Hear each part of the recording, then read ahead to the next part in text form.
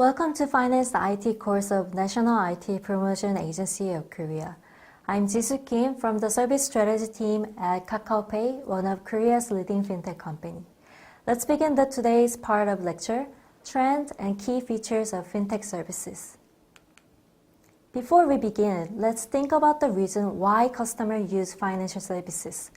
The answer is straightforward. They need to either pay, save, borrow, manage risk, invest, or get advice. It is the mission of all financial services to fulfill those needs.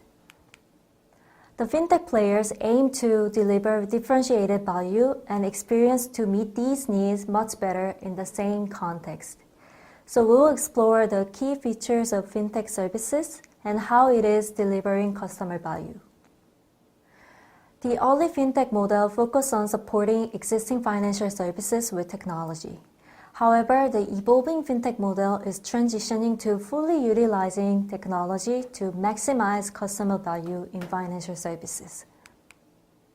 There were gaps between customers' needs and the traditional model regarding speed, cost, transparency, access, and security. Currently, the technological innovation, including mobile, big data, cloud computing, and distributed ledger blockchains, allow fintech services to fill the gap.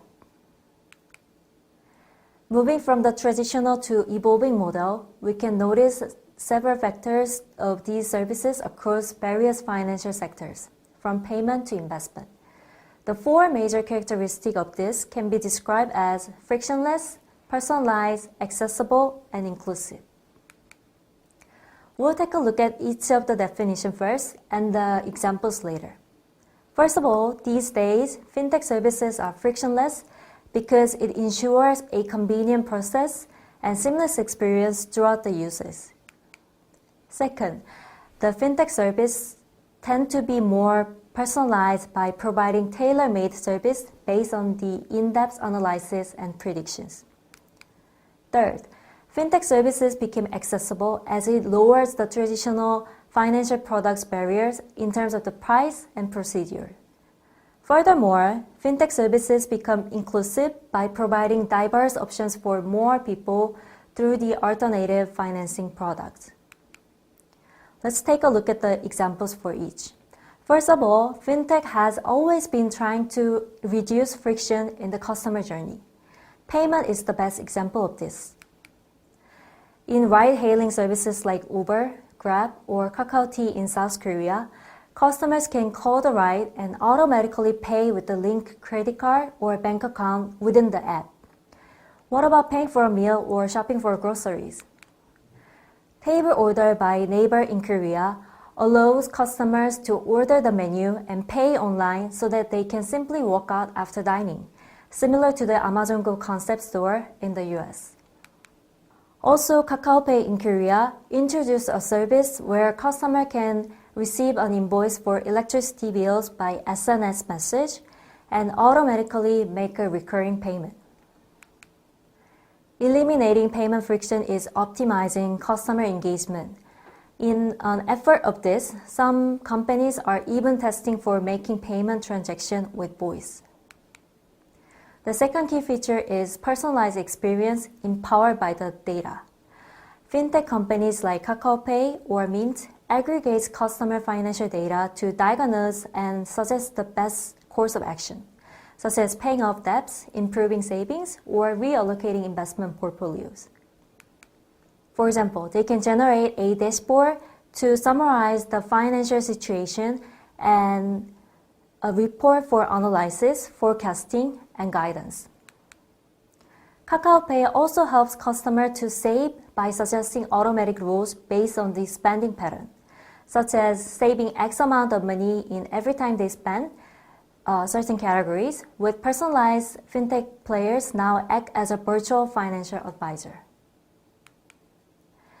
In the aspect of accessibility, fintech lowers the barrier for existing financial services. Some stocks and ETFs cost hundreds and thousands of dollars for a single share. The stock trading app Robinhood introduced fractional share where you can invest as little as $1 and without commission. Likewise, an investment platform called Rally allows anyone to buy or sell ownership stake in rare collectible like classic sports car starting at $1.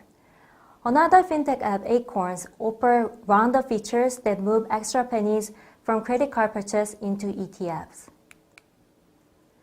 Same in the insurance sector, fintech targets the new generation who need to mitigate the risk yet burdened to pay the premium.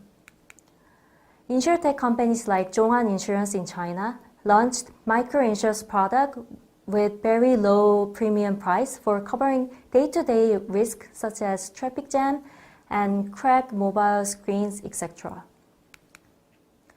Also, Korean insurtech, Carrot General Insurance, offer pay-as-you-drive car insurance with electromagnetic devices.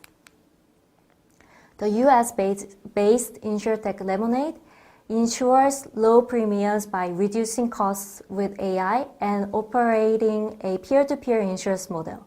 Lemonade lets customers choose to donate their unclaimed premiums, which is a strong appealing point for the younger generation. Speaking of inclusiveness, social credit scoring developed by Alibaba and Tencent from China is a typical example. Social credit scoring uses alternative data in shopping or social media platforms. Therefore, it can help thin file customers who have insufficient financial information in their files and generate a traditional credit score. Besides, fintech players like KakaoPay provide service to compare interest rate and loan options across various financial institutions. In addition, P2P lending enables individuals to obtain loans directly from other individuals. As like this, fintech can support and include more people to use financial services. So far, we have discussed the features and characteristics of fintech services across different financial sectors. This is the end of the lecture. Thanks for watching today.